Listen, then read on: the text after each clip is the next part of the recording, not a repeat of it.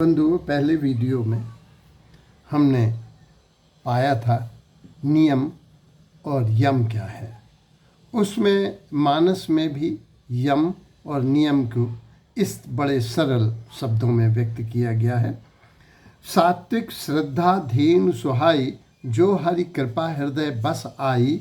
जप तप व्रत जम नियम अपारा, जे श्रुति कहें शुभ आचारा। इनको मानस में तुलसीदास जी ने ध्यान की, ज्ञान की जो पृष्ठभूमि है, आध्यात्म की पृष्ठभूमि है, उसको बहुत सरल ढंग से व्यक्त किया है। अब अगला है आसन। आसन जावालो दर्शनो उपनिषद में सबसे पहले जो आसन बताया गया है वो स्वास्तिक, सिंहासन, सुखासन, मुक्तासन, मयूरासन, पद्मासन, गोमुखासन, वीरासन और भद्रासन।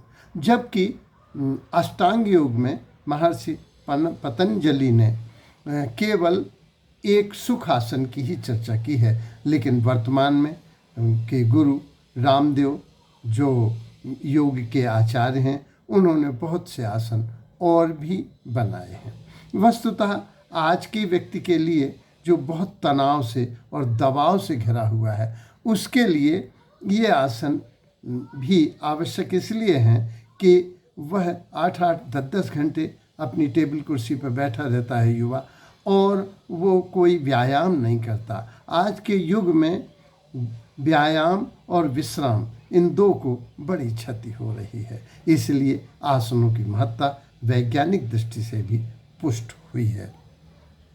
आज के व्यक्ति इसीलिए आचार्य रजनीश ने भी सक्रिय ध्यान को सर्वाधिक महत्व दिया है।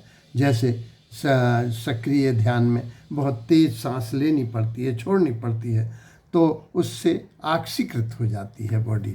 तो नाच को बड़ा महत्व दिया है, डांस को, क्योंकि उससे दबे हुए जो संवेग हैं, आवेग हैं, वे सब निकल जाते हैं। इससे तनाव मुक्ति मिलता है। नाच को वैज्ञानिक दृष्टि से भी बहुत पुष्टि मिली है।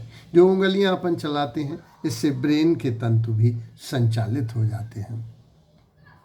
तो आसनों का महत्व निस्संदेह बहुत अधिक है, और इसको हम कहने से अच्छा है कि इसको चित्र में देख लें, बाबा रामदेव से देख लें, क्योंकि गलत ढंग से किए आसनों का दुष्प्रभाव भी हो सकता है। इसलिए केवल इनकी रूपरेखा को ही हल्के से बताया जा रहा है। जो स्वास्तिक आसन में, उसमें सर बिल्कुल सीधा रहे, गर्दन की रीढ़ सीधी रहे, गर्दन की हड्डियां सीधी रहें, माने गर्दन सीधी रहे और रीढ़ की हड्डी सीधी रहे, और सुखासन पे बैठता स्वास्तिक आसन है। सुखासन जो सर्व सुविधा युक्त है, जिसको जैसे अर्ध पद्मासन भी कह देते हैं। इसी तरह से जो मुक्तासन है, गोमुखासन है या भद्रासन है, ये वो आसन हैं जो सुख से किए जा सकते हैं। लेकिन जो मयूरासन वगैरह हैं, ये कठिन हैं और किसी देख रेख में ही करने चाहिए। सुखासन सबसे अच्छा मेरी दृष्टि में ये है कि जिसमें आप लंबे समय तक स्थिर रह सकें, क्योंकि आसन सिद्ध होना भी आध्यात्म के क्षेत्र में प्रवेश का पहला नियम है। वस्तुतः हम थोड़े समय बैठ ही नहीं पाते, क्योंकि हमारे अंदर बहुत से मनोवैज्ञानिक दबाव, संवेग दबे हुए हैं। इसलिए जिस सुविधा में बैठ सकें, उसी को आज स्वीकार किया जा सकता है। इसमें जो आसन है, आसनों में कोई स्थिरता आज के युग में देना ज़्यादा उपयुक्त नहीं लगता। इसलिए सभी व्यक्तियों के लिए, सभी उम्र के लोगों के लिए अलग अलग आसन ही होंगे, जो व्यक्ति विशेष के लिए बहुत उपयोगी हों। अगला प्राणायाम। प्राणायाम वस्तुतः योग दर्शन का केंद्रीय महत्व है। इसमें प्राणायाम माने प्राणों का आयाम, प्राणों का आयाम माने सांसों का आयाम, आयाम माने एक तथ्य, एक आयाम माने एक विधा, एक आयाम। प्राणायाम प्राणों का आयाम या तो लंबा या गहरा, ये दो ही आयाम हैं। इसे उच्छ्वास कहा गया है। सांस को बाहर छोड़ना उच्छ्वास, और सांस को अंदर लेना उच्छ्वास और सांस को बाहर छोड़ना निश्वास। तो इस भाषा में कुंभक माने सांस को भरना और सांस रेचन माने बाहर छोड़ना और पूरक वायु के अंदर लेना। इसी को जो विपश्यना ध्यान पद्धति भी कहा है, या नाभि को पर केंद्रित करने को कहा है, या कुंडलिनियों को जागृत करने के लिए विभिन्न चक्रों पर ध्यान आकर्षित करने के लिए। लेकिन गहरी सांस लेना और छोड़ना, मुझे तो लगा कि समस्त योग शास्त्र का एक ही लाइन में संक्षेप है कि सांस गहरी लेना और गहरी छोड़ना, क्योंकि इससे शरीर ऑक्सीकृत होता है। कुंभक को बड़ी वैल्यू दी गई है, लेकिन जो हार्ट के लोग हैं उनके लिए कुंभक उपयुक्त नहीं है। अगला है प्रत्याहार। प्रत्याहार मानो होता है जो लौट कर देखना, पुनर्मूल्यांकन करना, फिर से अपना सेल्फ असेसमेंट करना। तो प्राणायाम में इसके अंतर्गत है कि बहिर्मुखी इंद्रियों को अंतर्मुखी करना प्रत्याहार है। जो दृश्यमान जगत है उस दृश्यमान को वस्तु न देख के, पदार्थ न देख के परमात्मामय देखना, वह प्रत्याहार है। समस्त पाप और पुण्य जब परमात्मा पर समर्पित कर देते हैं तो यह प्रत्याहार है। कर्मों को पूजन के भाव से जो करता है वह प्रत्याहार ही करता है। जो आत्मा को परमात्मा में प्रतिष्ठित करता है वह प्रत्याहार ही करता है।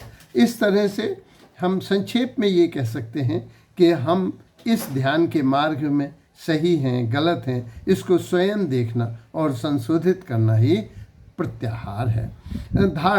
धारणा का बहुत वैज्ञानिक प्रभाव पड़ता है, आज सिद्ध हो चुका है। एक व्यक्ति से कहा गया कि